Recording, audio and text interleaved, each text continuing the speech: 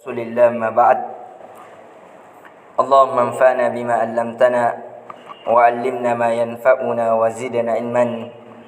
Assalamualaikum warahmatullahi wabarakatuh. Alhamdulillah, kita kembali dibangunkan oleh Allah Azza wa Jalla. Yang lebih utama, kita dibangunkan langsung menuju ketaatan kepadanya, yang dimana manusia banyak yang terbangun dari tidurnya tidak memikirkan kecuali untuk mengajar perkara dunianya, yang dimana kita semua meyakini bahwasanya dunia bukan hakikat untuk kita diciptakan kepadanya, akan tetapi dunia hanyalah sebagai wasilah, sebagai jembatan untuk menuju hakikat, untuk meraih penciptaan yang sesungguhnya, yaitu sebagaimana yang Allah inginkan untuk kita, yang sebagaimana difirmankan dalam surah Az-Zariyat, "Wa ma khalaqatul jinna wal insa illa liya'budun." Tidaklah aku menciptakan jin dan manusia kecuali untuk hanya beribadah kepadaku. Dari sebagian ahli tafsir, sebagaimana yang ditafsirkan oleh Ibnu Abbas radhiyallahu an, yang dimaksudkan liya'budun adalah liwahidun, agar ia hanya beribadah semata hanya kepadaku. Dan alhamdulillah, kita termasuk orang yang dilembutkan hatinya untuk mentauhidkan Allah Azza wa Jalla. Berapa banyak orang yang terbangun di atas kesyirikan kepada Allah Azza wa Jalla. Maka dari itu, hendaknya kita mensyukuri nikmat Allah Azza wa Jalla. Dan di pertemuan kali ini, kita kembali mengkaji dari kisah-kisah orang-orang sebelum kita, yang insyaAllah kita akan mengkisahkan dari kisah-kisah yang menambah keimanan kita kepada Allah Azza wa Jalla, yang menambah faedah-faedah kehidupan, sehingga kita mampu meniti jalan sebagaimana mereka meniti jalan, yaitu meniti jalan kepada Allah Azza wa Jalla.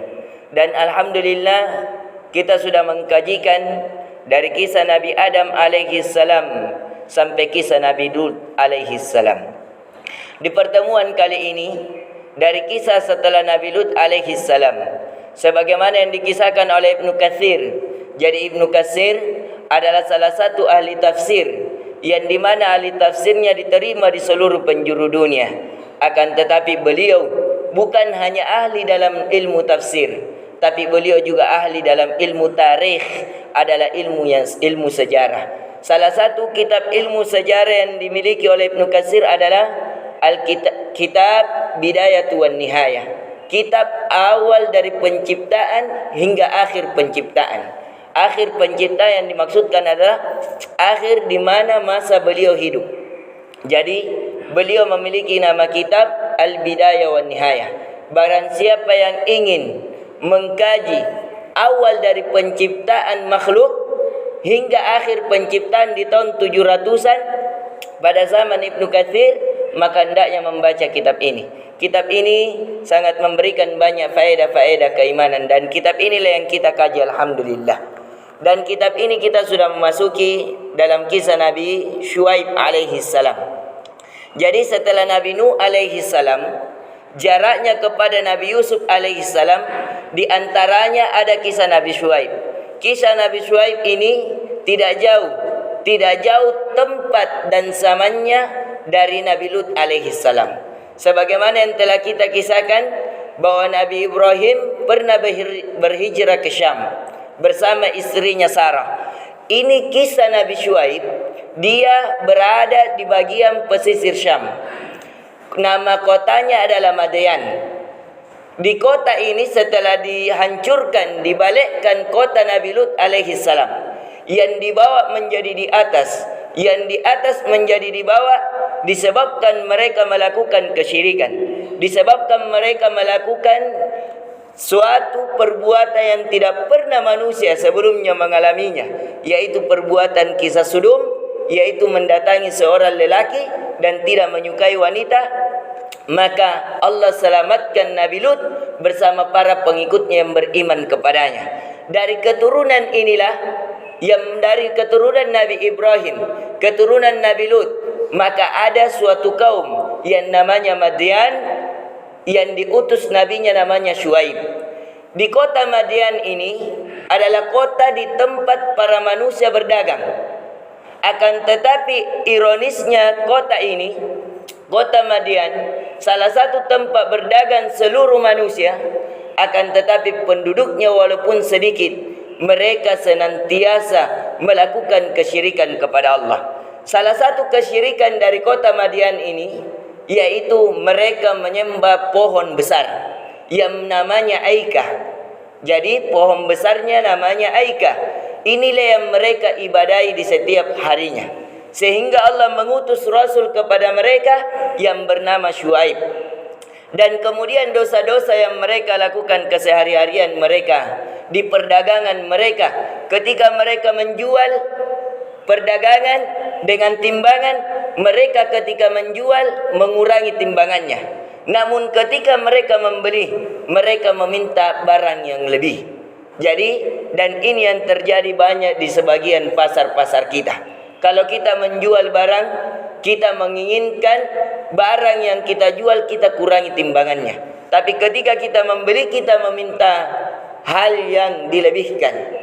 Dan ini Allah cela di dalam Al-Quran, wailul lil mutaffifin alladzina idza iktalu 'alan nasi yastawfun wa idza kaluhum aw wazanuhum yukhsirun. Celakalah orang-orang yang mutaffifin, orang-orang yang mengurangi timbangannya. Jikalau mereka menjual, alladzina idza iktalu 'alan nasi yastawfun, kalau mereka menjual kepada manusia, mereka berlaku curang terhadap timbangannya. Akan tetapi kalau mereka membeli, mereka minta dilebihkan. Dan inilah kebiasaan kaum Syuaib, yaitu Madian. Dan dari salah satu lagi kebiasaan mereka, mereka senantiasa di luar kota. Ketika ada orang yang ingin masuk berdagang di kotanya, mereka hadang. Jadi kaum Syuaib ini kebiasaannya adalah mereka sembunyi di gunung-gunung untuk melihat perdagangan yang ingin masuk di kotanya. Kalau ingin masuk di kotanya, maka dia dibegal. Jadi mereka berkumpul, kemudian kalau ada sudah mau masuk di tempat perdagangan di kotanya, mereka dibegal, dirampas hartanya, dibunuh orang-orangnya, diambil wanita-wanita dan hartanya. Itu kebiasaan mereka. Akhirnya Allah mengutus Rasul yang bernama Nabi Syuaib untuk memperingati amalan-amalan mereka. InsyaAllah di pertemuan selanjutnya kita akan melanjutkan dari amalan-amalan. Jadi kebiasaan mereka adalah satu, melakukan kesyirikan dengan menyembah pohon besar yang bernama Aikah.